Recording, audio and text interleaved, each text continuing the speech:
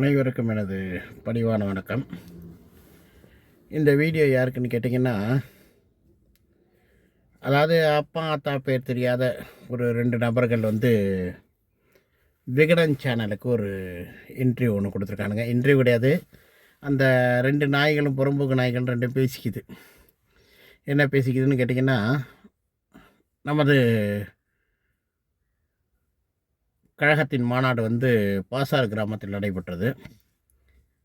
அதை பற்றி சின்ன விமர்சனங்கள். எந்த நாயும் போடல, இந்த 2 நாயும் உப்பு போடுற நாய்க்கு ஏதாவது போடணும்ல, அதுக்கு அந்த 2 உப்பு போடுற நாய்களை எங்கேயோ போய் உப்பு வாங்கிட்டு என்ன பண்ணுவோம் பண்ணிட்டு காலையில் 2 குலை குலைச்சிருக்குதுங்க. அந்த நாய்க்கு 2 என்ன குலைச்சிருக்குன்னு கேட்டிங்கன்னா, அதாவது துணை முதலமைச்சர் ஆகணும்னு அன்னைக்கு கனவான். அது ஏன்னா இவங்க வீட்டில் அடுப்பெரியல, ஏன்னா இவங்க துணை அமைச்சர் அவங்க வீட்டில் அடுப்பெரியாத மாதிரி எந்த நாய்கிட்ட போய் உப்பு வாங்கிட்டு எங்கே போய் உப்பு போட்டுட்டு வாயை கொப்பளிச்சிட்டு வந்தாங்களோ தெரில. வாயை கொப்பளிக்காமல் கூட தான் பேசிகிட்டு இருக்கிறானுங்க. அந்தளவுக்கு பேசிகிட்டு இருக்கிறானுங்க. ஏன்னா நாய்களை அவங்க 2 பேரையும் பார்த்து கேட்குறேன், முதல்ல உங்கள் குடும்பம்னா முதல்ல உங்களுக்கு என்னன்னு தெரியுமாடா? ஒரு குடும்பத்தில் ஒரு நிகழ்ச்சின்னா மாநாட்டில் ஃபஸ்ட்டு அண்ணியார் உட்காந்துருக்காங்க. அதுக்கப்புறம் பார்த்தாலும் நாங்கள் எங்களை வளர்த்தவர் எங்களோட ஐயா கேப்டனும் சரி, இப்போ இருக்கிற பொதுச்செயலாளர் அண்ணியாரும் சரி, எல்லாருக்குமே எல்லா பேச்சுக்குமே உணர்வுபூர்வமாக ஒரு மரியாதை கொடுங்கன்னு சொல்லியிருக்காங்கடா. அதனால் நாங்கள் எங்களை அடக்கிக்கிட்டு சரி எதுவும் பேசக்கூடாது, நீங்கள் பேசுகிறதுக்கெல்லாம் அமைதியாக போகுமேன்னு பார்த்தா, கேடுகட்ட வார்த்தையை நீங்கள் பேசும்போது கேடுகட்ட வார்த்தையை நாங்களும் தான்டா பேசுகிற லெவலுக்கு தோணுது. உட்காந்துருக்காங்க. இப்போ ஒரு விஷயம் எடுத்துக்கிட்டா, உன் குடும்பத்தில் உன் ஃபங்க்ஷன் நடக்குதுன்னு வச்சுக்கேன். உங்கள் அப்பா உட்காருவான், அதுக்கப்புறம் உங்கள் அம்மா உட்காருவா, அதுக்கப்புறம் உன் தம்பி உட்காருவான். இது குடும்ப ஃபங்க்ஷன்ரா. இது கட்சி ஃபங்க்ஷனு. ஒவ்வொருத்தருக்கும் ஒவ்வொரு பொறுப்பு இருக்குது. அந்நியார் கழகத்தோட பொதுச் செயலாளர், அவர் இளைஞர், நீங்கள் இளைய கேப்டனு.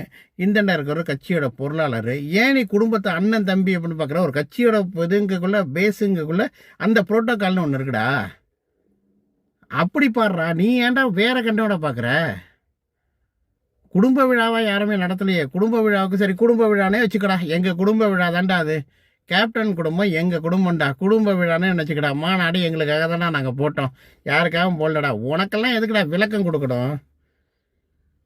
சரி, உன் குடும்பத்தில் ஃபங்க்ஷன்னா ஏண்டா நாகரிகமாக பேசுகிறான்னு பார்த்தாலும் எங்களையும் நாகரிகமாக பேசவே விட மாட்டேங்கிறீங்களாடா. நாங்களும் எல்லா கட்சிக்காரனை இவ்வளோ கண்ணாப்பெலாம் திட்டலான்னு பார்த்தாலும் நாங்கள் எங்களை வளர்த்தவர் எங்களோட ஐயா கேப்டனும் சரி, இப்போ இருக்கிற பொதுச்செயலாளர் அண்ணியாரும் சரி, எல்லாருக்குமே எல்லா பேச்சுக்குமே உணர்வுபூர்வமாக ஒரு மரியாதை கொடுங்கன்னு சொல்லியிருக்காங்கடா. அதனால் நாங்கள் எங்களை அடக்கிக்கிட்டு சரி எதுவும் பேசக்கூடாது, நீங்கள் பேசுகிறதுக்கெல்லாம் அமைதியாக போகுமேன்னு பார்த்தா, கேடுகட்ட வார்த்தையை நீங்கள் பேசும்போது கேடுகட்ட வார்த்தையை நாங்களும் தான்டா பேசுகிற லெவலுக்கு தோணுது. சரி, நாங்களும் சரி யாரையும் பேசக்கூடாது, சரி பேசுகிறோம் பேசிட்டு போட்டோம் அப்படின்னு விட்டா, உங்கள் வாய்க்கு வந்ததெல்லாம் பேசுவீங்கன்னா நாங்கள் பொட்டு இது பார்த்துட்டு இருக்கிறாங்கன்னா சொம்பாடா இங்கே அடிச்சிட்டு இருக்கோம்.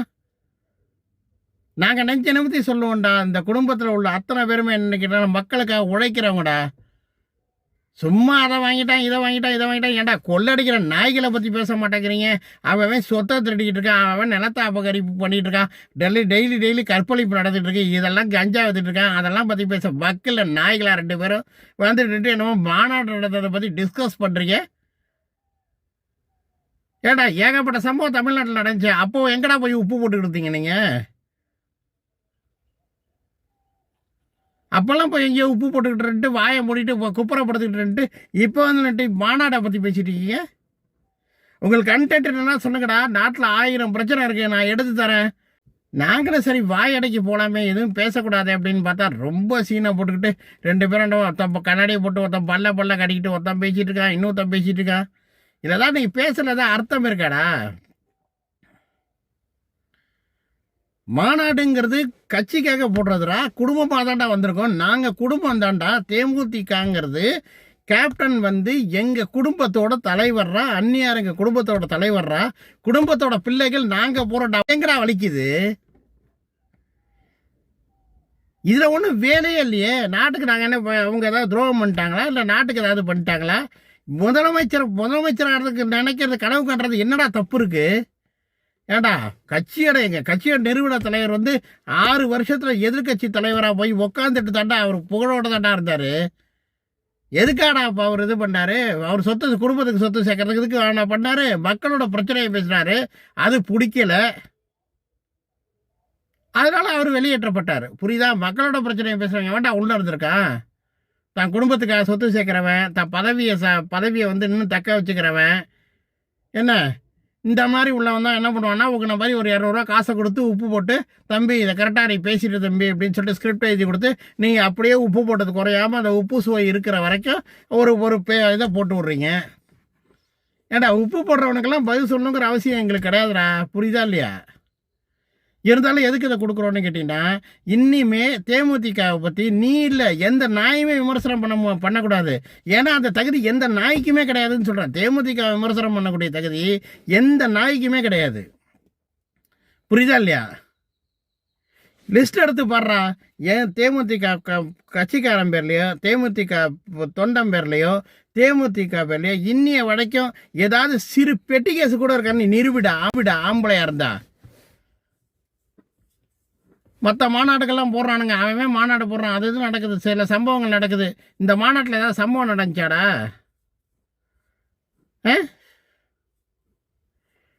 ஏண்டா உப்பு போடுறதுக்கு ஒரு எல்லாம் வேண்டாம். ஓவராக உப்பு போடாதீங்கடா, உடம்புக்கு நல்லது இல்லைடா. உப்பு போடுங்க. எதுக்கு உப்பு போட்டு பண்ணணுமோ அதுக்கெல்லாம் உப்பு போட்டு பண்ணுங்க. இதுக்கெல்லாம் தயவு செய்து உப்பு போடாதீங்கடா, நல்லா இருக்காது.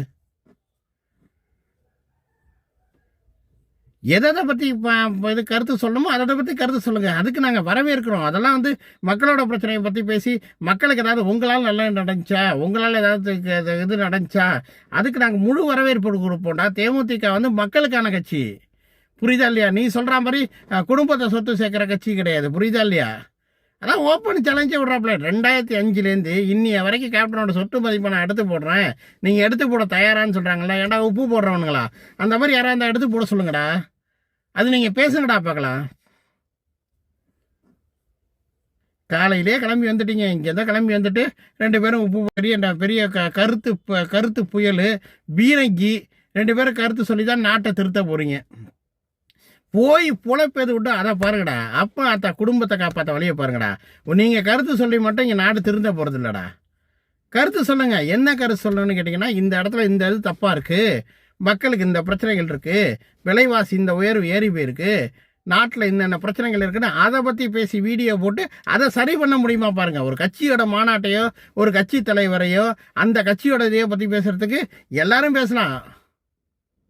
ஆனால் அதில் ஏதாவது பிரயோஜனம் இருக்குமா? அதை யோசனை பண்ணுங்கடா. முதல்ல வாங்குகிற உப்புக்கு எவனையாவது போட்டுட்டு வந்துடணும். முடிஞ்சு போச்சு. உப்பு கொடுத்ததுக்கு அது செரிக்கிற வரைக்கும் அந்த உப்பை சப்பிக்கிட்டு இருக்கணும். இதானே உங்களோட பொழப்பு? திருந்துங்கடா. இனிமேவா திருந்தி நாட்டு மக்களுக்கு ஏதாவது நல்லது பண்ண முடியுமாங்கிறதுக்கு அதே மாதிரி வீடியோ போட்டு பழங்குங்கடா. இந்த மாதிரி வீடியோலாம் முதல்ல தவிர்த்துருங்கடா. இந்த மாதிரி வீடியோலாம் தவிர்த்தாலே நாட்டில் சில நல்லதுகள் நடக்கும். இப்போல்லாம் பெரும்பாலும் முதல்ல என்னென்னு கேட்டிங்கன்னா, யூடியூப் சேனல்களோ இதுக்கெல்லாம் என்னென்னு கேட்டிங்கன்னா மக்களுக்கு நல்ல கருத்தை பரப்புச்சு. இப்போ பார்த்தீங்கன்னா ஒன்றுமே இல்லாததுக்கு ஒரு விங்குன்னு ஒன்று வச்சுக்கிறான். இங்கே என்ன நடந்துச்சு, அங்கே என்ன நடந்துச்சு, கட்சி பிரச்சனையை பற்றி தான் பேசுகிறான். தவிர இவனை பற்றி அவன் குறை சொல்கிறது, அவனை பற்றி இவன் குறை சொல்கிறது. மக்கள் பிரச்சனைக்கு என்றைக்கா ரோட்டில் இறங்கி ஒரு வீடியோ போடுங்கடா. அப்போ அதான்டா உங்களை எல்லாருமே நம்புவாங்க. நீங்கள் பண்ணுற காரியம் வேசித்தனத்தை விட கேவலம் பண்ணுதுடா. உங்கள் 2 பேருக்கும் தான்டா சொல்கிறேன். ஒரு மைக்கு, ஒரு ஃபோனு, ஒரு டப் கிடச்சிச்சின்னா எல்லாத்தையும் யாரை வேணாலும் என்ன வேணாலும் பேசலாம். உங்களுக்கெல்லாம் கருத்து சுதந்திரங்கிறத தப்பாக பயன்படுத்திக்காதீங்கடா. கருத்து சுதந்திரங்கிறது சொல்ல வேண்டியதாண்டா. கருத்து எதை பற்றி சொல்லணும்னா மக்களுக்கு நல்ல கருத்தை சொல்லணும். நாட்டில் என்ன நடக்குதோ அந்த நல்லது கெட்டதுகளை பற்றி பேசணும். புரியுதா? எப்போ பார்த்தாலும் ஒருத்தனை பற்றி ஒருத்தன் குத்தம் சொல்லிக்கிட்டு இதெல்லாம் ஒரு பொழப்புன்னு 2 பேர் வந்துட்டீங்க காலையில். நீ இன்னும் இல்லைடா. எவன் தப்பாக தேமுதிகப்பட்டு கருத்து போட்டாலும் முதல் பதில் என் பதிலாக தாண்டா இருக்கும். புரியுதா? அதுவும் சட்டப்பூர்வமாக தான் கொடுப்பேன். நான் வழக்கறிஞர் தொழில் பண்ணிகிட்ருக்கேன். சட்டப்பூர்வமாக, சட்டத்துக்கு மீறி ஒரு வார்த்தை பேசுகிறதில்ல. சட்டத்தை மீறி எந்த வார்த்தையும் நான் பேச மாட்டேன். சட்டப்பூர்வமாக உங்களுக்கு பதிலடி நான் கொடுத்துக்கிட்டு தாண்டா இருப்பேன். எந்த தப்பான வார்த்தையும் இதில் யூஸ் பண்ணல, எதுவும் பண்ணலை. நீங்கள் பேசுகிற பேச்சுக்கு இந்த பேச்சு அவசியமானதுங்கிறதுனால தான் இந்த இதையை நான் போட்டிருக்கேன். புரியுதுங்களா? இனிமேவாவது திருந்தி நல்லதுக்கு, பொதுமக்களுக்கு நல்லது பண்ணுற மாதிரி ஏதாவது வீடியோ போட்டு மக்களுக்கு ஏதாவது நல்லது பண்ண வழியை பாருங்கடா நீங்கள் 2 பேரும். இதுக்கு மேலே நீங்கள் தேமுதிக பற்றி ஏதாவது வீடியோ போட்டிங்கன்னா இதுக்கு மேற்கொண்டும் பதில் கடுமையாக தான் இருக்கும். சரியா? இது ஒரு கண்டன பதிவாக உங்களுக்கு போடுறேன். நன்றி, வணக்கம்.